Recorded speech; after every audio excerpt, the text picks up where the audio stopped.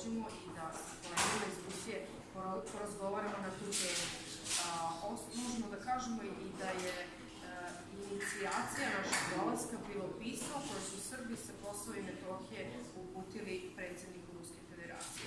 U našoj delegaciji se nalaze Slaviša Ristić, poslanik iz Skupštine Srbije, profesor Slobodan Samardžić, bivši ministar za Kosovo i Metohiju, i Marko Jakšić, koji je takođe sa Slavišom u Narodnom pokretu otadžbina Srba sa Kosova i Metohije, i ja kao predstavnik Narodnog pokreta. Sada će vam se obratiti i ostali delegati iz naše delegacije. Danas smo imali zaista veliku čast i sreću da ovde u Državnoj dumi Ruske federacije porazgovaramo o našim problemima kada je u pitanju Kosovo i Metohija i kada su u pitanju problemi države Srbije u celini.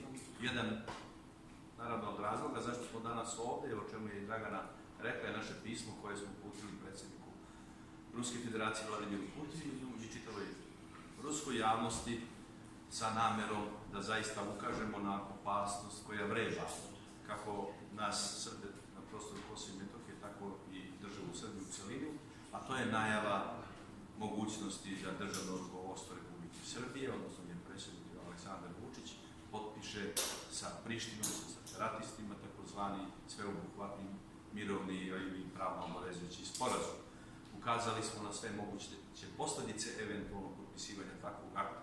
Ono što možemo zaista danas da kažemo, zbog čega smo srećni, pored toga što smo ponovno čuli potvrdu politike Ruske federacije prema državi Srbiji i prema pitanju Kosova i Metohije, to je činjenica da su oni zaista iskreno sa nama podelili zabrinutost da bi eventualno potpisivanje pravno obavezujućeg sporazuma bilo katastrofalno i pogubno po državu Srbiju. Ovi razgovori su bili veoma sadržajni i po mom mišljenju značajni.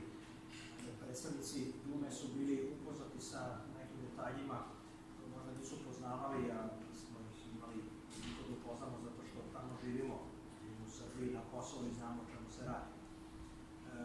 Oni su nekako svesni dramatike trenutka. Opšta mesta kao što su rezolucija 1244 međunarodno pravo, to jeste osnov svega i to su oni insistirali, ali sadašnji trenutak je specifičan po tome što se sve to može staviti u zagrade ili otpisati ako se potpiše taj takozvani pravno obavezujući sporazum.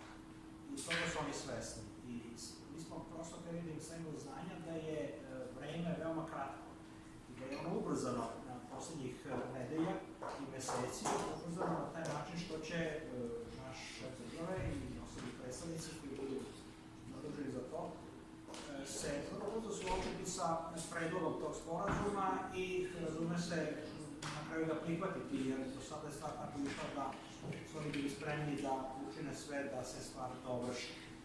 Tu je, dakle, bilo više reći o tome šta i kako u ovom kratkom vremenu raditi i sa njihove strane, obzirom da su razumeli i prihvatili naš argument o kratkoći vremena, oni će u javnosti izaći sa nekoliko dokumenta, dakle, jedinstvene Rusije i Ruske dume upravo o ovom trenutku, o tome šta oni misle o tom dokumentu i o tome da li Srbija treba da ga potpiše ili ako ne potpiše šta bi se događalo. To je to. Ono što danas može da nas raduje jeste da smo dobili potvrdu toga da Rusija čuva celovitost države Srbije kroz rezoluciju 1244, što smo dobili još jednu potvrdu da status Kosova može da se rešava u okviru rezolucije 1244, znači samo autonomija za Albance, kojeg tipa, kojeg će vida ona biti, da li Južni Tirol, da li status Hong Konga, to je već dogovor između Beograda i Prištine. To je znači ono što nas raduje s ruske strane i mi se iskreno nadamo da će Ruska duma da donese jedan dokument o Kosovu gde će da potvrdi da nema ni podele ni predaje Kosova pre svega separatistima u Prištini. I druga stvar što smo ukazali pre svega ruskoj strani jeste da odmah po potpisivanju sveobuhvatnog mirovnog sporazuma Kosovo ide krupnim koracima ka NATO paktu i jednostavno će građani Srbije imati predstavnike ili vojnu silu na Amčićevom vrhu, što će biti samo početni korak za ili uvertira za odlazak cele Srbije u NATO pakt. Mislim da je to nešto što najozbiljnije preti Srbiji. Nažalost, rukovodstvo Srbije o tome ćuti, neće da kaže javno i glasno, ali ako se desi slučaj da se to ostvari i da Kosovo uđe u NATO pakt, nažalost, proći će mnogo godina pre nego što će država Srbija ponovo vratiti Kosovo u svoje naoče. Zahvalni smo Ruskoj federaciji i rukovodstvo Ruske federacije su nas primili zaista na najvišem nivou i omogućili Srbima sa Kosova i Metohije da kažu šta imaju.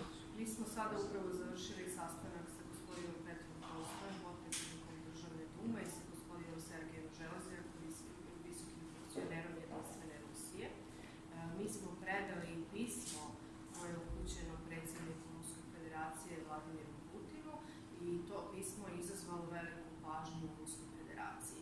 Mi nastavljamo našu posetu Rusiji, a javnost u Srbiji ćemo izvestiti o rezultatima naše posete na one načine koji su nam dostupni.